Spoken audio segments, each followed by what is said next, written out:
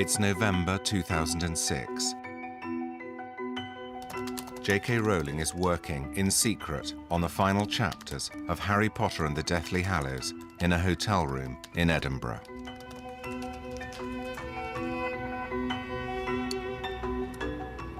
Yeah, I've helpfully made the note for myself. This will need very serious planning.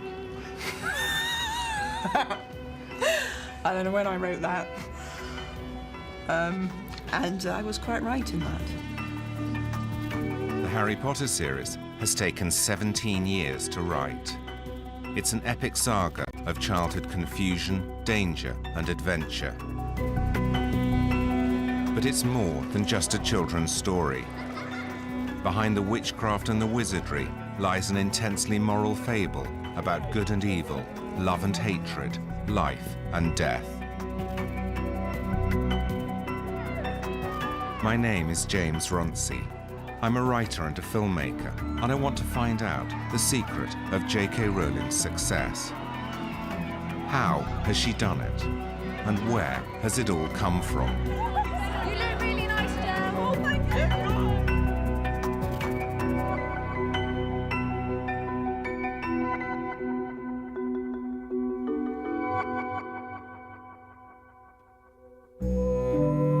This is J.K. Rowling's country house in Perthshire. Once inside, I decided to start the film by asking a few direct questions. What's your favourite virtue? Courage. What vice do you most despise? Bigotry. What are you most willing to forgive? Gluttony. What's your most marked characteristic? I'm a trier. What are you most afraid of? Losing someone I love. What's the quality you most like in a man? Morals. What's the quality you most like in a woman? Generosity. What do you most value about your friends? Tolerance. What's your principal defect? Short fuse. What's your favourite occupation? Writing. What's your dream of happiness? Happy family. The desire for a happy family comes, in part, from a difficult childhood. Like her orphaned hero Harry Potter, Joanne Rowling was brought up on a suburban British street, first in Yate, just outside Bristol, and then a few miles down the road in Winterbourne. The house even had a cupboard under the stairs. But unlike Harry Potter, Jo wasn't made to sleep there.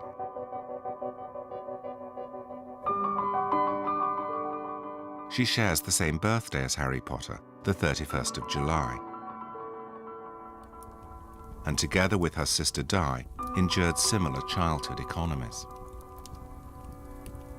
What were your haircuts like? Oh, that's just wrong. They were terrible. That honestly, this They were is terrible. child abuse. They were terrible. I don't want to show it though.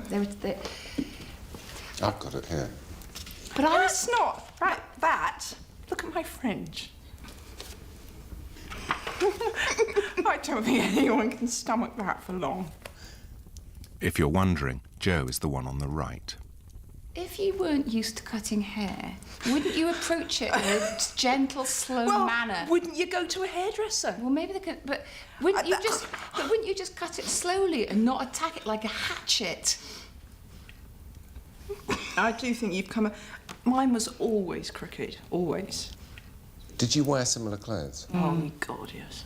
Different colours. Yeah, but... you always had pink, and I always had blue. Because you were the boy, Jo? Yeah. Because you were the eldest? Yeah, and I was supposed to be a boy, so... Simon John. I was supposed to be Simon John. I even know who I was supposed to be. Oh, they told you? Oh, yeah. She was a massive disappointment. Yeah. And so then I said quite hopefully, and when Di came along, were you disappointed too? No. I said, was that because you found out it was quite nice to have a girl? No. So then I just went upstairs and wept.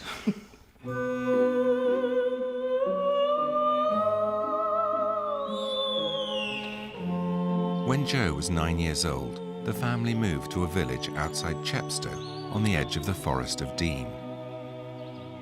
Here was a location that offered a whole range of imaginative possibilities, magical creatures, mystery and intrigue. I'm very drawn to the forest, and it's my favourite part of the Hogwarts grounds. The advantage of a forest is it can be so many things. It can be a place of enchantment. You never imagine a crowd in a forest, it's a solitary place. Is it because it used to be a place of shelter and safety to us, I suppose? So I think I'm very drawn to them, even though they can be spooky. Jo wrote stories from an early age. There was resonant material all around her. She even lived next door to a graveyard. The family lived in this house. Jo and her sister Di earned extra pocket money as part-time cleaners of St. Luke's Church. I cannot overstate how cold it got in this church in winter when we were cleaning it. It was freezing for £1 each. It's tragic, really.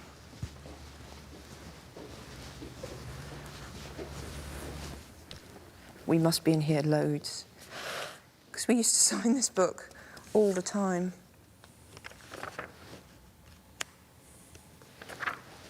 Oh, God, I know. Oh, look, it's me. There I am.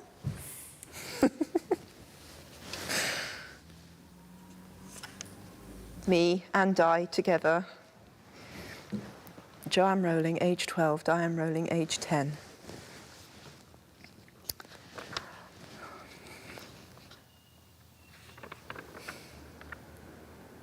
It's a name I stole for Harry Potter, for an unpleasant character as well.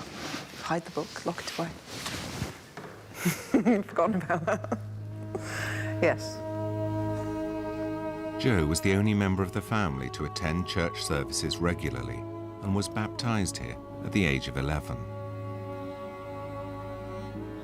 Do you believe in God? Yes.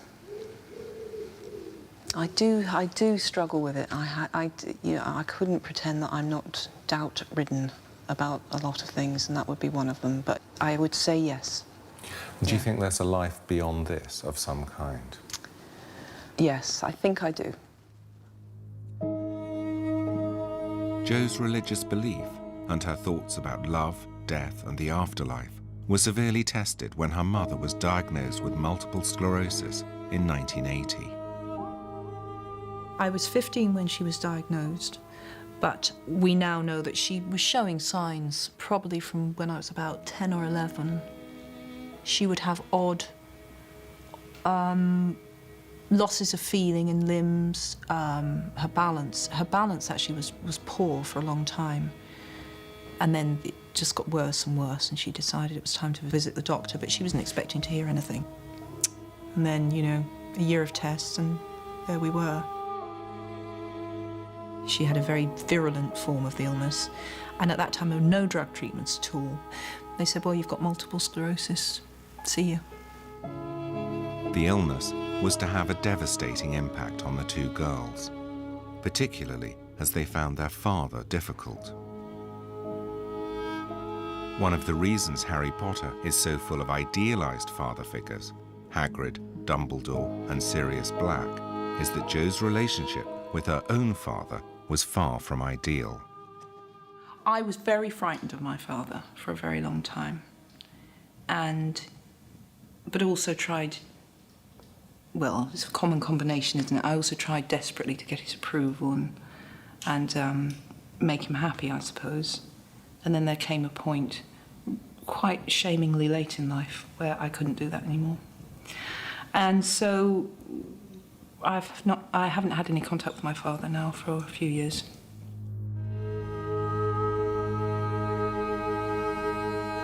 The absence of any meaningful relationship with her father and the long, slow loss of her mother are two of the most important influences on Jo's writing.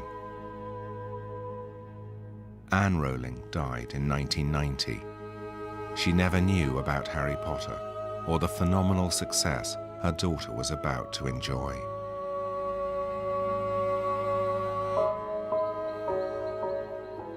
The death of Joanne Rowling's mother was to have a profound effect on her writing. In many ways, the whole of Harry Potter is one giant attempt to reclaim a childhood.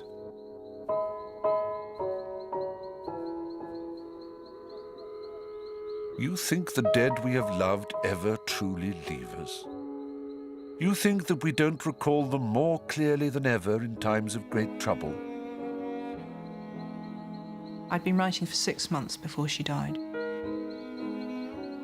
The weird thing is, the essential plot didn't change after my mother died, but everything deepened and darkened. Harry was always going to lose his parents, and it was always going to be a quest, really, to avenge them, but to avenge everyone against this creature, this being who believes that he can make himself immortal by killing other people. So that's something I created before she died, but yes, it seeped into every part of the books. I think, in retrospect, now I've finished, I see just how much it informed everything.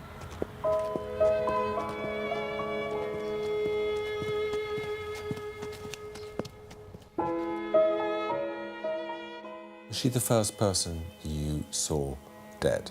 No, because I didn't see her dead, which was in deference to my father's wishes. I wanted to see her, and he didn't want me to see her, and I mistakenly, as I look back, I agreed not to, and I really deeply regret that.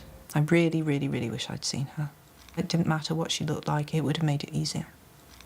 Because I do believe that the truth, which is another theme in the books, and certainly stems from my own past, I think that the truth is always easier than a lie or an evasion. Easier to deal with, and easier to live with.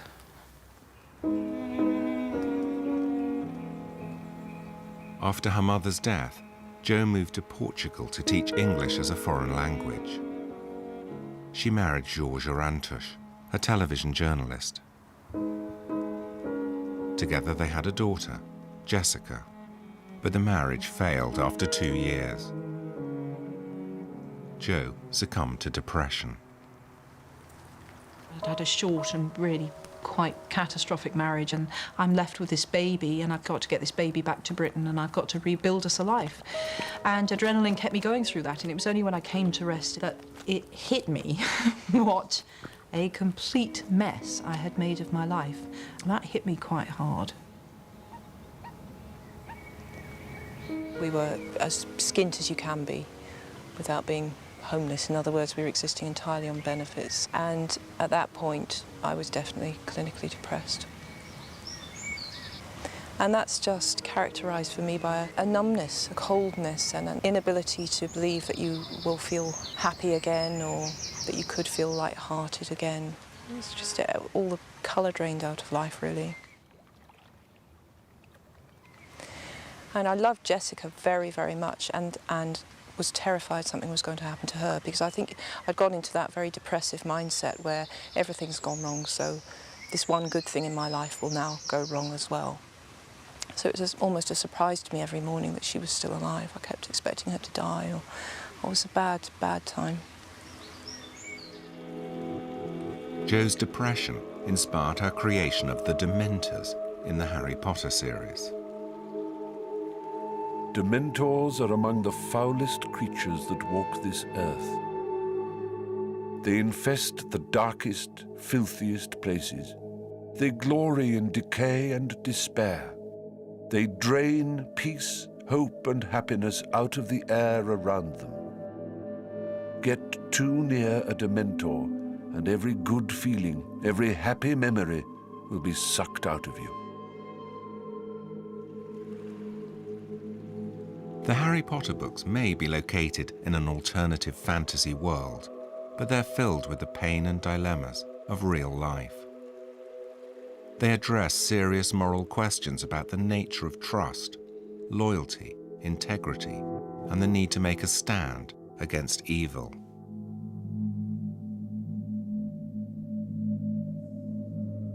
Through the series, Harry Potter has to learn what it means to be a force for good against the dark arts of Lord Voldemort. I think we all understand what an act of evil is, and Voldemort qualifies extravagantly for acts of evil. He's killed not out of self-defense, not to protect, not for any of the reasons that we might all be able to envisage, or most of us could envisage ourselves killing in certain extreme situations if people we loved were threatened or in war. He's killed cold-bloodedly, sometimes for enjoyment, and for his own personal gain. I call that evil. And yes, at the end of the book, you have a clash of two utterly, utterly different, again, for want of a better word, souls. One that has been maimed and has become less than human, because to me, human includes the capacity to love, and Voldemort has deliberately dehumanized himself. And this flawed, vulnerable, damaged, and yet still fighting, still loving, still daring to love and daring to hope soul, which is Harry. And they meet and they clash, and it's what happens when they clash that gives us our denouement.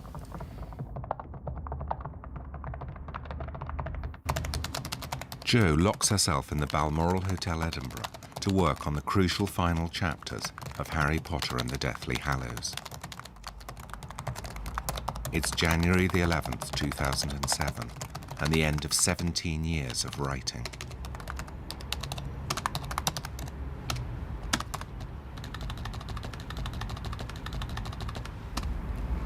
Yeah, I think I've finished. Hey, Jo, well done. Thank you. Well, you don't know, it might be rubbish. Some people will loathe it. They'll absolutely loathe it. But the thing is, that's as it should be, because for some people to love it, others must loathe it. That's just in the nature of the plot. Some people won't be happy because of what they wanted to happen hasn't happened. And to an extent, there's so much expectation from the hardcore fans that I'm not sure I could ever match up to it. But I'm actually really, really happy with it. So it's very odd to think that this will be broadcast after loads of people have read it. And people may right now be throwing things at the screen, but I'm really happy with it. I like it. And I don't always feel like that. Jo puts on the page numbers and saves the document.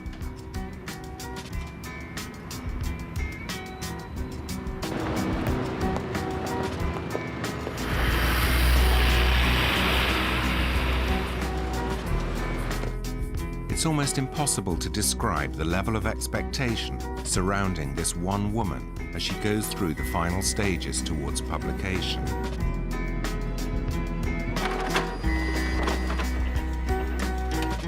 The process all seems so normal, almost boring. But this is now the most valuable manuscript in publishing history. She takes it in person to her agent, Christopher Little, in London. The handover is at Heathrow Airport at 10:43 on Friday the 12th of January 2007. The manuscript is taken to Jo's editor. After she's read it, she goes through it page by page, checking that every loose end is tied up.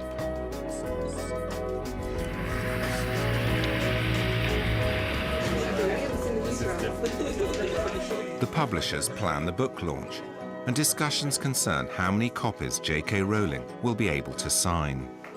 A signing that will happen at midnight on publication day, but this will be about somewhere between, well, about 2,000 children, for argument's sake. Jo's agreed to sign for 8 hours. Yes, She'll she go from has. midnight to... You can't get that many people in anywhere. Everyone here is forbidden to reveal anything about the plot to anyone. We want everybody to get the book at the same time, and then everybody will know what happens at the same time, depending on how fast they read, of course. So you're not going to tell me what happens? I'm not going to tell you what happens. Can't tell you what happens. Be shot. Would you lose your job if you told me what I happened? can't tell you that, James. Well, well, Mr. Potter, the whole thing starts with the tale of the three brothers. On April the 23rd, Stephen Fry records the audiobook.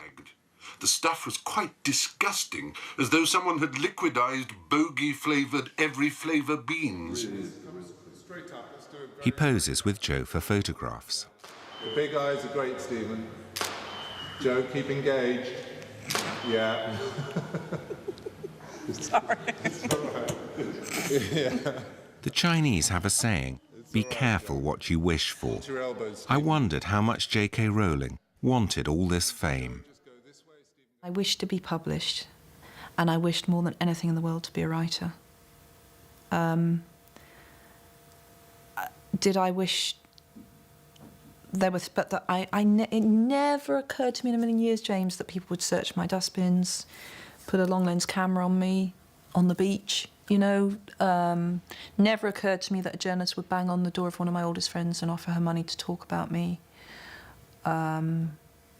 Never occurred to me that my children would be scrutinised to see how spoilt they were because their parent was famous. 3 weeks before the launch of the final book, Joe attends the film premiere of Harry Potter and the Order of the Phoenix, the 5th book in the series. It's a starry, glamorous occasion, and Joe is expected to behave like a film star. But she is a writer, and when she started, she could hardly have expected all this attention.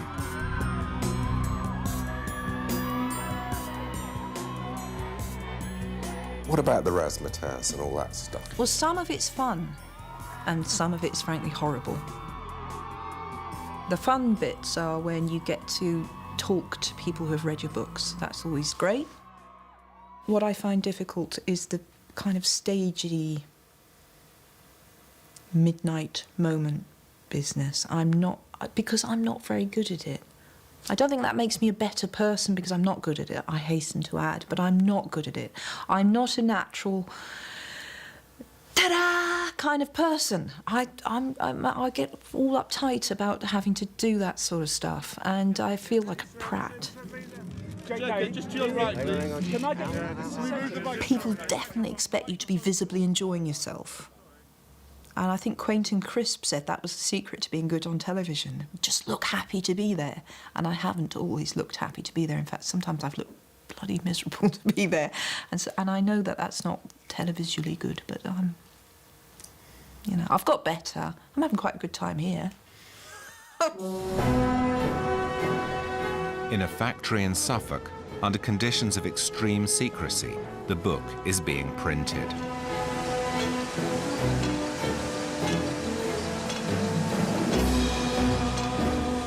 So far, the Harry Potter series has sold 350 million copies in 65 different languages.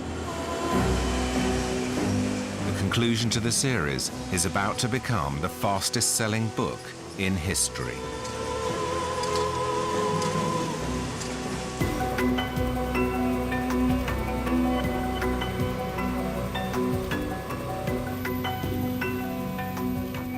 Harry Potter is a global phenomenon, and J.K. Rowling is now in demand all over the world.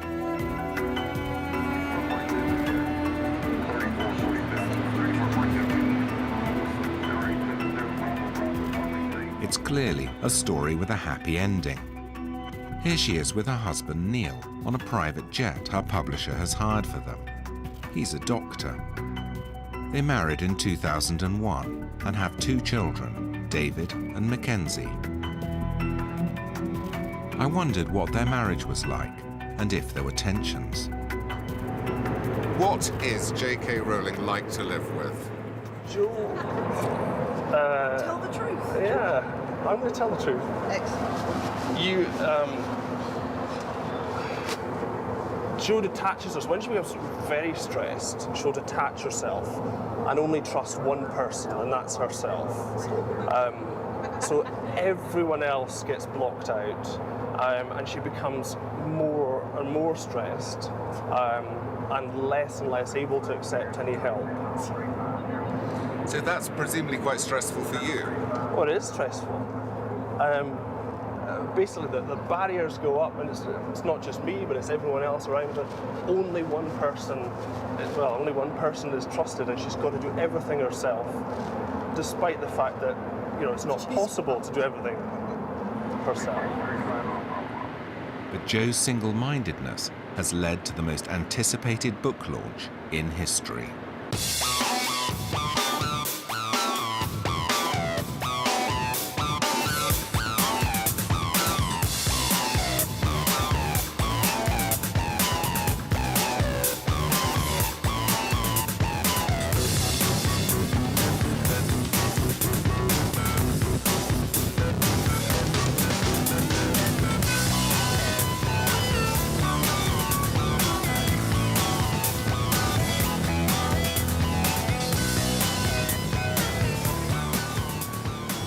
On July the 20th, 2007, at the Natural History Museum in London, 1,700 people, picked out of a lottery of 90,000 applicants, await J.K. Rowling's arrival. Jo, millions of fans are waiting for this book all over the world. How do you deal with that level of expectation? It swings between, on this book, thinking it's the best I can do, it's how I always planned it to end, so that's going to have to be good enough. And occasionally you think, how can I ever live up to this? 2 hours to go. Jo's in her car on the way to the launch. I can't believe I'm here. I'm even more excited than I thought I would be. Do you know, people queuing in Piccadilly 2 days ago from Belgium. I also really, really want a cigarette right now. And when I said that to Neil, he said, have you got one? And I should have done, but then I would have been hooked. Tomorrow I'd have gone out and bought 20. I can't smoke. With me, it's 40 a day or it's nothing. The book is embargoed until 1 second past midnight. At that point, J.K. Rowling will open Harry Potter and the Deathly Hallows and begin to read.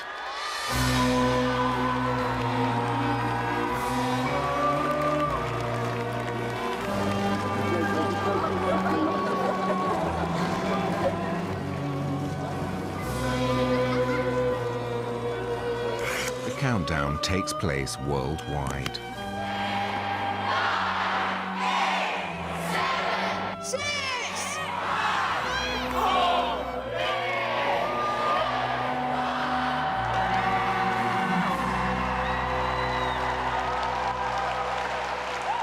Chapter 1. The Dark Lord Ascending. The two men appeared out of nowhere, a few yards apart in the narrow, moonlit lane. For a second they stood quite still, wands directed at each other's chests. Then, recognizing each other, they stowed their wands beneath their cloaks and started walking briskly in the same direction. As Jo reads, fans all over the world collect their copies at last. Best day of our lives. It feels amazing having this in our hands finally after waiting for 10 years and 16 hours today. Oh my God, I can't even believe that I can go back to the hotel room and read this. Like, I can read this. I can read Harry Potter. Does it really matter now if I get a bit drunk and disorderly? I'll finish the book. In London, from 20 past midnight until 7 in the morning, J.K. Rowling signed 1,700 copies of her book. Here we are. We're off! First signing of the book.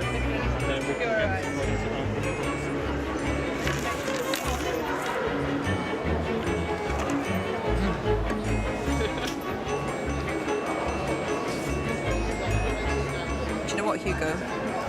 You will find someone who is called Hugo in this book.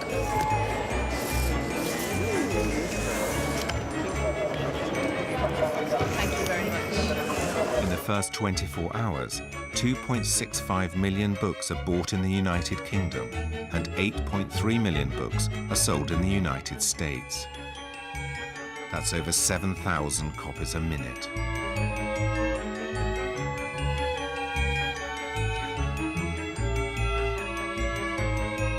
What readers find at the end of the last book is that this has been a story about the redemptive power of love. But if you don't want to know the ending, this is the time to look away for a couple of minutes. I felt it would be a betrayal of the character if I showed Harry doing anything other than living what all along he has discovered to be true, which is that love is the strongest power there is. And I thought a lot about people who had been through terrible things like wars, and having to come home and rebuild and espouse normality after seeing horrors has always seemed to me to be such a courageous thing to do.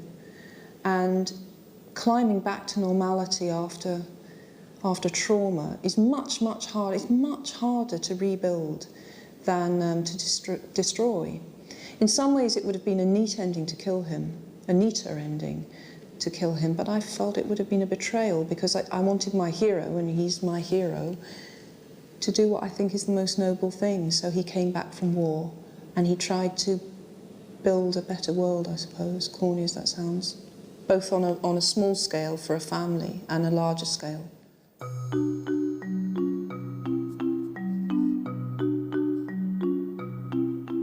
Jo ends the series by giving Harry a family. She's worked out the future of all the surviving characters and draws out a family tree for the Potters and the Weasleys. Victoire, who's in the epilogue, she is so named because she was born on the anniversary of the battle that finished it all, which is the 2nd of May, if anyone's been paying attention. And then Charlie had children or married. Is he gay? Dumbledore's gay. But I told a reader that once, and I thought she was going to slap me. But I always saw Dumbledore as gay. No, I don't think Charlie's gay. Just more interested in dragons than women. Percy married Audrey. Don't you think that's a very Percy-like wife's name? And they had Molly and Lucy. And then poor Fred died in 1997. And then George, a lot of readers asked me, was George all right? And of course he wouldn't be all right, would he? That's the reality. I can't.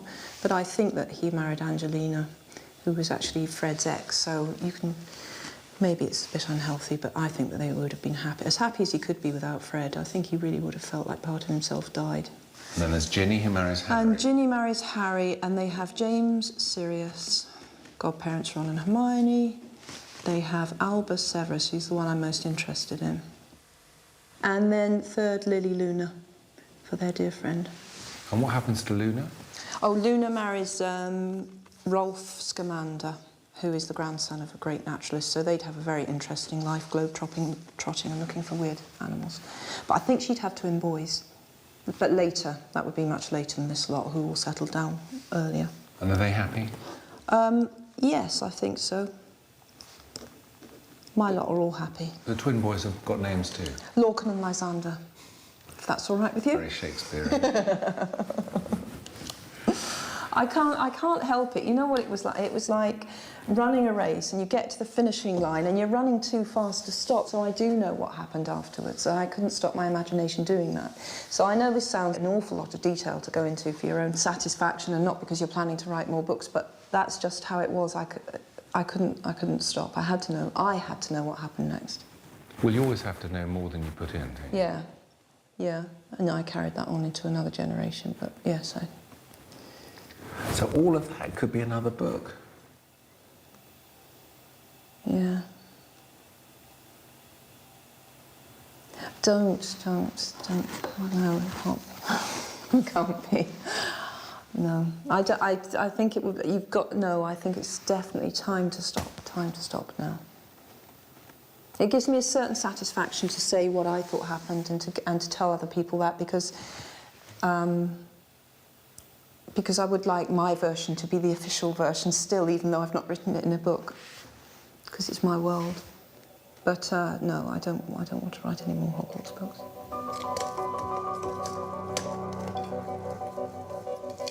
It's clear that Jo has come to the end of a massive piece of writing. she's found a kind of closure, both in her work and in her family life. I'm making David's birthday cake because he's 4 tomorrow.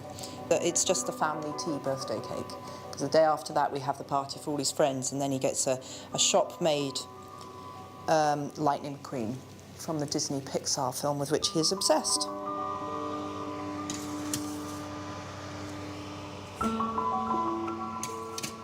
Baking really reminds me of my mother. She made fantastic cakes, so that really makes me feel like I'm doing the proper motherly thing when I'm making birthday cakes. And David really likes my cakes, particularly. Did you grow up with the smell of baking? Yeah, my mum was a good cook, but she didn't get to stretch her wings much because my father greatly mistrusted foreign food. But on cakes and buns and bread, she was fantastic, and that was permissible, so that's where she got to show her paces, as it were.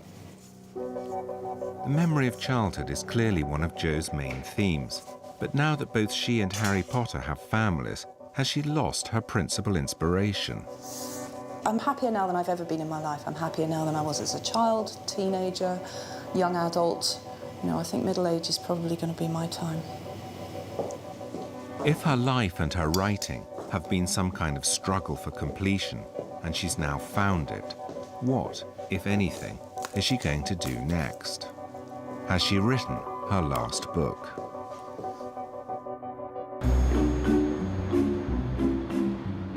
The Caledonian Hotel, Edinburgh. The top brass of both Warner Brothers and Universal Studios have flown over for a meeting with J.K. Rowling. Hollywood comes to her. She doesn't need to go to Hollywood. They're discussing the building of a massive 20-acre Harry Potter theme park in Florida and are seeking her approval. You know what? Sitting in a room full of people who are trying to impress you, that's when I feel at my most fraudulent. Because I feel like I'm about 13 and they're all grown-ups. And I cover that up quite well, but I often think, why are you all looking at me for? Because for years I was the least important person in the room, and I was doodling on my notepad when I should have been taking minutes and actually writing Harry Potter stories. The howler is floating in space, and its mouth is moving, but you can't hear what it's saying. But if you stand in the perfect spot right in front of this window, you have what's called hypersonic sound, and only that one person can hear what the howler is saying. I think it must be quite odd to be J.K. Rowling. Half of her life seems almost normal, while the other half seems completely mad. And the sensor will tell that there's somebody there. It will open its eyes, growl, and lunge at you. There's also the question of money. According to some press reports, you have £570 million. Mm-hmm. Is this true? Those reports are bollocks. How much do you have? Loads, but I'm not telling you how much. But it's definitely not 570. Why won't you tell me? Because I think it's private. But you have lots of millions of pounds. Yeah, I do. Money means that J.K. Rowling can afford to do her Christmas shopping in Tiffany. There's a new curve that we have. It's wonderful. It's great. Yeah.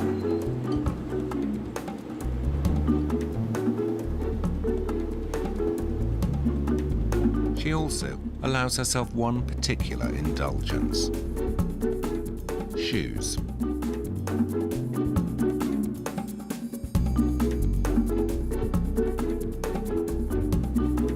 Why do girls love shoes so much? I want all of those. You're really nice. Do you worry about people asking you for money all the time? No. Do they? Honestly. Strangers write to me and ask for money. A lot. And sometimes I've given it. But with people that I know, it does change your relationships. Anyone who says differently is a fool or a liar.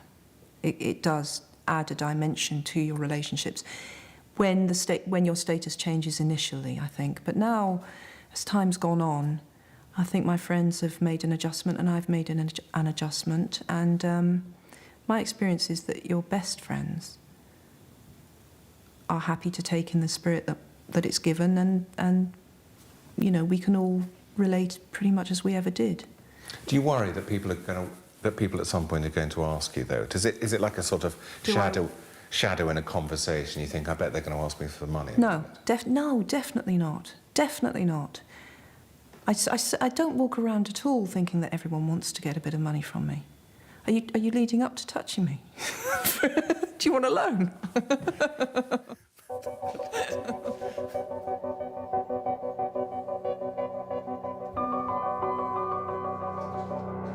Every week, Jo Rowling receives up to 1,500 letters, either from fans or from people asking for charitable donations.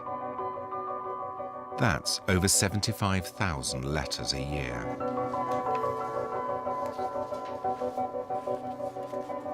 Initially, I was very disorganised with my giving. I didn't have a thought-through system.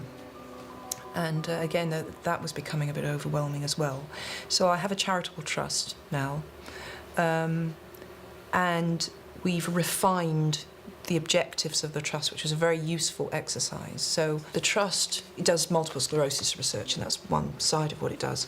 And then it mainly targets projects, large or small scale, that are to do with the alleviation of social deprivation, with a particular emphasis on women's and children's charities. As we discussed. Yeah, so I'm saying OK to that point, not to the other point. OK. I become very angry when it comes to issues concerning social deprivation and social exclusion. And I become most irritated and angry by people who have really no idea how it feels to exist in poverty and how disadvantage casts an sometimes irreparable blight over people's lives. And I'm aggravated to real fury by the fact that there is a section of our society that can't join the dots and doesn't see how issues that affect even them, their safe lives, such as crime and drugs, things that touch the middle classes, have their roots often in terrible injustice. And it's amazing how people can't and don't care enough to try and redress some of those issues. Those things make me very angry.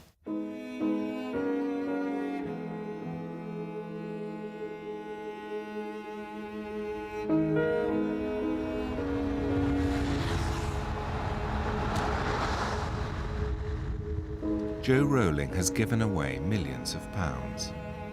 She's never forgotten what it was like to have very little money. Amidst all the fame and the trappings of success, it's probably quite easy to lose sight of who she was when she started out.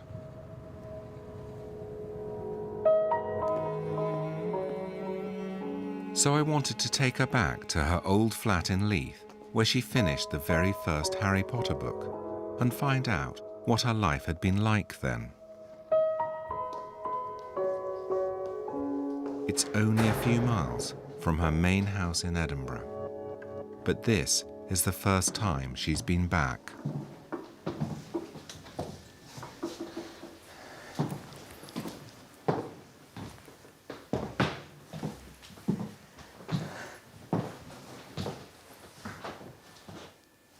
Did you write in here? Mm-hmm.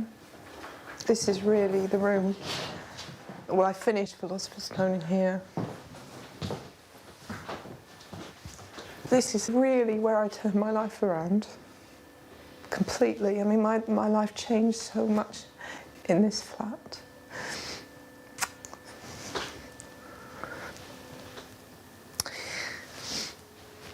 I feel I really became myself here, in that everything was stripped away. I've made such a mess of things, but that was freeing.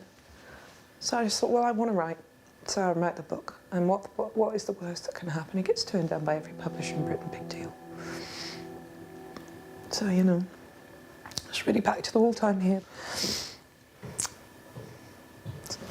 My bedroom's a lot, well, my bedroom, the bedroom is a lot tidier now, God. God, that's much. This was a tip when I lived here. Oh, look, Harry Potter books. Now that's really freaky.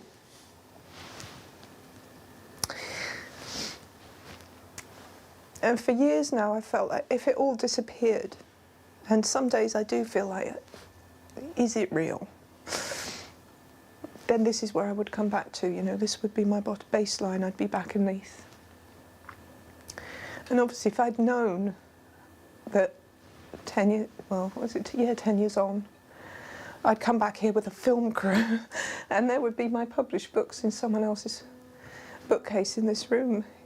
I mean, it's really incredible to me. It really, I mean, yes.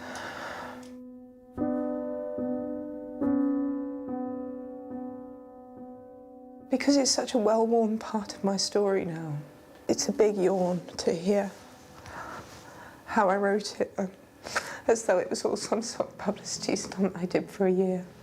But it was my life, and it was very hard. And I didn't know there was going to be this fairy tale resolution. And coming back here is just full of ghosts.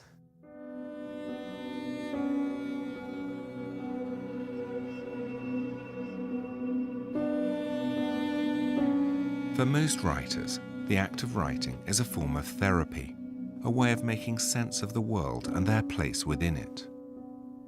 Now, Jo Rowling is writing again.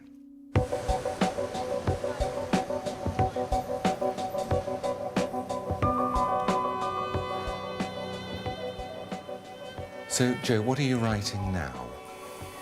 A story that I describe as a political fairy tale. And it's for, I think, slightly younger children, so that will probably be the next thing that I finish.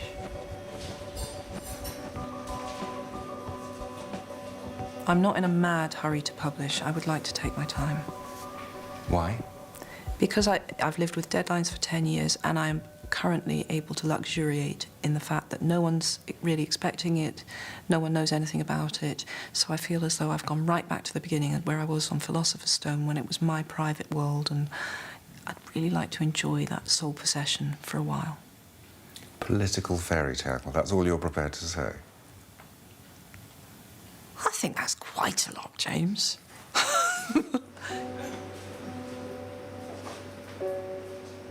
It's the end of a year of filming. There are just a few more questions I want to ask. When were you happiest? Hospital for the birth of each of my children, and Venice last year with Neil. What's your biggest regret? That I didn't keep my mother on the telephone longer the last time I spoke to her. What do you still want to achieve? I want to get better. Do you ever feel you just got lucky? Having the idea was lucky. Do you ever feel a fraud? Less as I get older, but I have done. What keeps you going? I'm a born trier. Why do you still write? Because I love it and I need it. How would you like to be remembered? As someone who did the best she could with the talent she had.